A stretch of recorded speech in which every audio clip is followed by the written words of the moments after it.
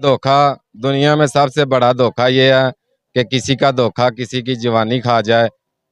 तो मैं बेबसी में खुदा से ये दुआ मांगता हूँ कि किसी से खेलने वालों को मौत आ जाए, तो किसी अल्लाह ताला किसी वैरी दुश्मन को भी इस ड्रग्स में ना लगाए। हम तो कानून रोज मरते हैं जीते, लेकिन वो पल पल मरते हैं हमें देखकर। जितनी देर मैं जिंदा हूँ मुझे ये उम्मीद है अल्लाह ताला की ज़ात पर और उन पर भी उतनी, कि वो मेरा साथ कभी भी नहीं छोड़ेंगे, ना ही इन्होंने कभी छोड़ा। लेकिन मेरी ये भी दिली ख्वाहिश है कि जो मेरे दोस्त हैं वो भी नाजरीन, सलाने से 42 HD टीवी के साथ मैं हूं आपका मेज़बान मलक खुर्रम शहजाद। नाजरीन, मैं कसूर के एक ऐसे इलाके में मौजूद हूं। मेरा ख्याल है कि नशे के हवाले से बताना वो बिल्कुल फजूल है, क्योंकि कसूर का एक ही ऐसा इलाका है जहां पर मुनशियात फरोशी अरूज पर है।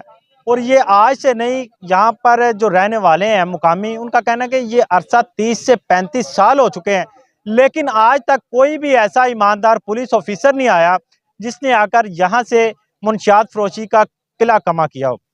मैं इस वक्त वहाँ पर मौजूद हूँ। मेरे साथ एक नौजवान मौजूद है जो कि पाउडर का इस्तेमाल करता है। ये से जानते हैं कि ये क्यों पाउडर का इस्तेमाल करते हैं और ये क्यों ऐसे नशे पे लगे। अस्सलाम वालेकुम जी। वालेकुम सलाम। क्या नाम है भाई आपका? बिस्मिल्लाहिर्रहमानिर्रहीम। मेरा नाम मोहम्मद खालिद महमूद है।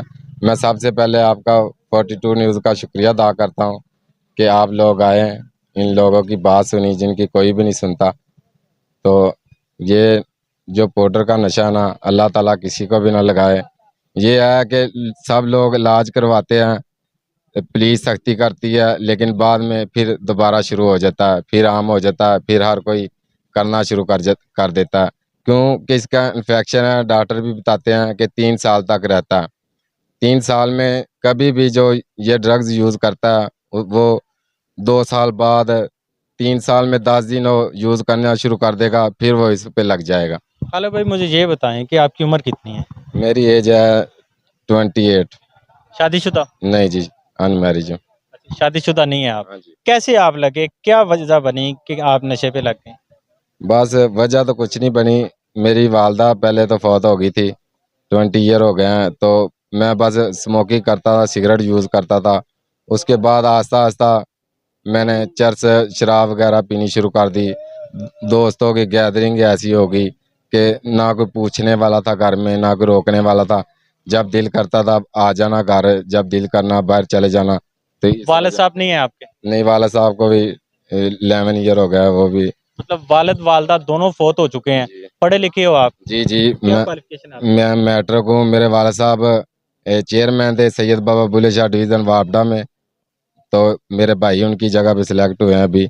कितने बहन भाई कितने? जी, हम 6 बहन भाई हैं, 4 भाई हैं और 2 बहनें हैं। सारे मैरिड हैं? जी आप सबसे छोटे हो? जी बिल्कुल। तो मुझे ये बताओ कि सारे भाई मैरिड हैं और आप नशे पे भी लग गए हो, आप सबसे छोटे भी हो, तो घर में कैसा रवैया उनका आपके साथ? रवैया तो बहुत अच्छा है। हमारी इतनी औकात नहीं जितनी हमारी वो रिस्पेक्ट करते हैं। इसके बावजूद कि हम इतना नशा करते हैं, खुद तो अपने लिए जिल्लत बने हुए हैं, तो उनके लिए भी जिल्लत का बहुत ज़्यादा बायस बन रहे हैं, उनके बच्चों के लिए भी। हम तो रोज़ मरते हैं जीते, लेकिन वो पल पल मरते हैं हमें देखकर। तो खालिद भाई, मुझे ये बताओ कि आप, लगता नहीं कि आप नशा करते हैं। कितना अरसा, कितना हो गया आपको नशा करते हुए? मुझे तकरीबन 8-9 साल हो गए। 8-9 साल हो जी गए। जी सर। तो क्या वजह बनी? आप कह रहे हो कि आपके बहन भाई वो भी आपसे प्यार करते हैं, तो उन्होंने कभी आपका इलाज नहीं करवाया? जी करवाया, इलाज भी करवाया, सब कुछ करवाया, लेकिन फिर कुछ दोस्त थे, मेरे दोस्त थे, लेकिन वो भी इस गैदरिंग में पाउडर पीने लग पड़े। उनके माँ बाप ने कहा जी आपके लड़के ने हमारे लड़कों को भी लगा दिया, ये कर दिया, वो कर दिया, खुद बच गया। तो मैं भी उनके साथ उनको कहता रहा हूँ छोड़ दो छोड़ दो। मैंने फिर एक दिन खुद कहा कि मैं भी आपके साथ करूँगा।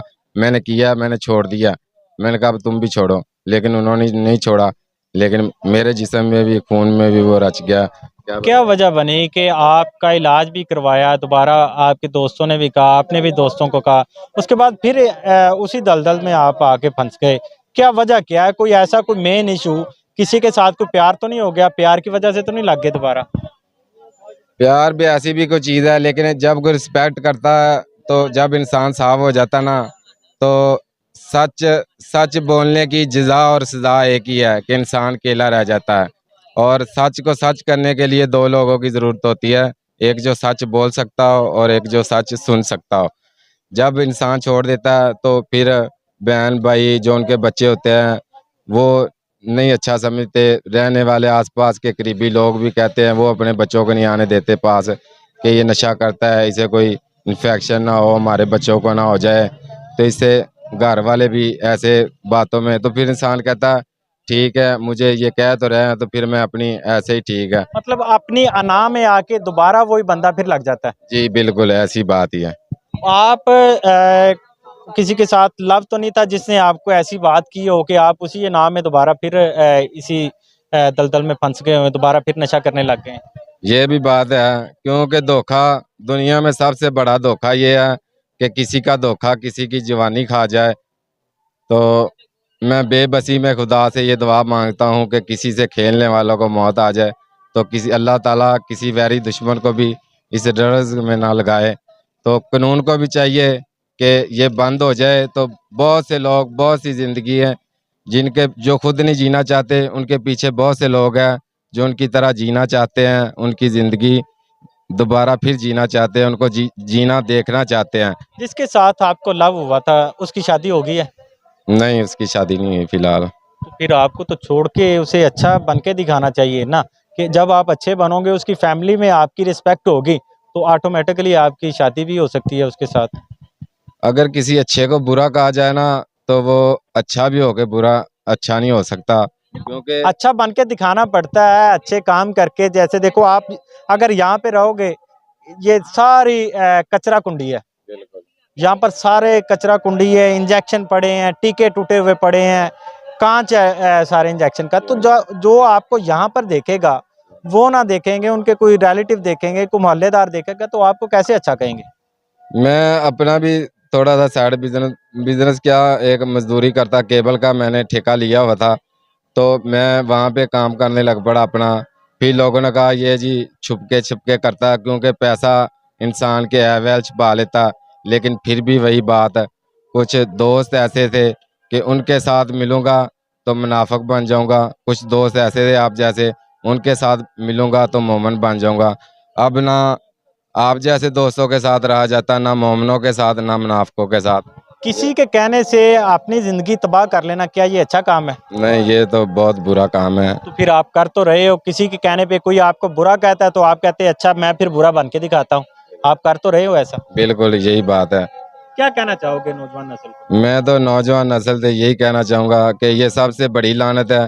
पैसे भी ज़ाया होते हैं, खुद भी इंसान ज़लील हो जाता है। जिनको पैसे देने होते हैं, नशा लेना होता है, वो भी ज़लील करते हैं। पुलिस वाले भी, इंसान खुद भी ज़लील हो जाता है। तो मैं तो खुदारा अल्लाह से रिक्वेस्ट करता हूँ कि अपने हबीब का सदका इस इन चीज़ों को बंद ही करवा दिया जाए। हमारा पाकिस्तान का कानून आपको पता ही है, लोग सिर्फ़ किसी का तमाशा ही देख सकते हैं, मरहम नहीं लगा सकते। तो अल्लाह ताला आप जैसे कोई नौजवान भेजे जो मरहम लगाने वाले भी हो। अगर आप जैसे आपके घर वाले आपसे पूरा तावन करते हैं, यहाँ पर तो बहुत सारे ऐसे नौजवान हैं जिनको घर का पता भी भूल चुका है। नशे की वजह से उन्हें घर का पता भी भूल चुका है, ना तो उनके वरसा उनके पीछे आते हैं और ना ही कोई और उनके पीछे आता है। लेकिन आपको सारे संभालने वाले, तो आप अपनी ज़िंदगी को संभाल लेंगे अगर दोबारा हमारे चैनल के तवसल से आपके भाई आपके साथ तावन करें, आपका नशा छुड़वाने की कोशिश करें तो? क्यों नहीं, वो तो अल्लाह पाक उनको मेरी भी ज़िंदगी लगा दे। वो तो अब भी जितनी देर मैं ज़िंदा हूँ, मुझे ये उम्मीद है अल्लाह ताला की ज़ात पर और उन पर भी उतनी, कि वो मेरा साथ कभी भी नहीं छोड़ेंगे, ना ही इन्होंने कभी छोड़ा।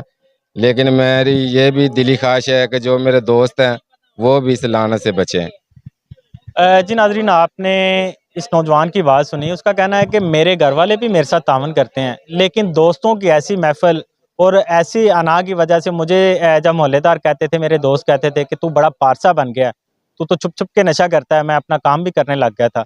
लेकिन अना की वजह से दोबारा ये नौजवान, आप जो मेरे साथ खड़ा है उसे देख सकते हैं कि बिल्कुल अच्छा खासा नौजवान और हेल्दी है, लेकिन दोस्तों ने की बातों की वजह से वो दोबारा इस लानत में फंस गया। और उसका कहना है कि यहाँ पर अगर मुल्क पाकिस्तान में कानून का नफाज किया जाए तो ये मुनशियात फरोश जो हैं, ये नशा बेचने वाले हैं, ये ऑटोमेटिकली जब ये ख़त्म हो जाएंगे तो नशा करने वालों की तादाद बिल्कुल ही ख़त्म हो जाएगी। जब नशा मिलेगा नहीं तो नशा करने वाले कहाँ से आएंगे, कहाँ से पैदा होंगे। तो मेरी उन तमाम आला अफसरान से गुजारिश है कि खुदारा अल्लाह ना करे कि आपके बच्चे भी यहाँ पर आकर बैठें और आपको तब एहसास हो कि ये बच्चे, हमारा बच्चा क्यों नशा करता है, और तब आपके पास वो ओहदा भी ना हो जब आप इनके खिलाफ कोई ऑपरेशन कर सकें। तो मेरी उन तमाम आला अफसरान से गुजारिश है कि ऐसा स्टिंग ऑपरेशन किया जाए कि दुशहरा ग्राउंड में नशा बेचने वालों का नामो निशान मिट जाए।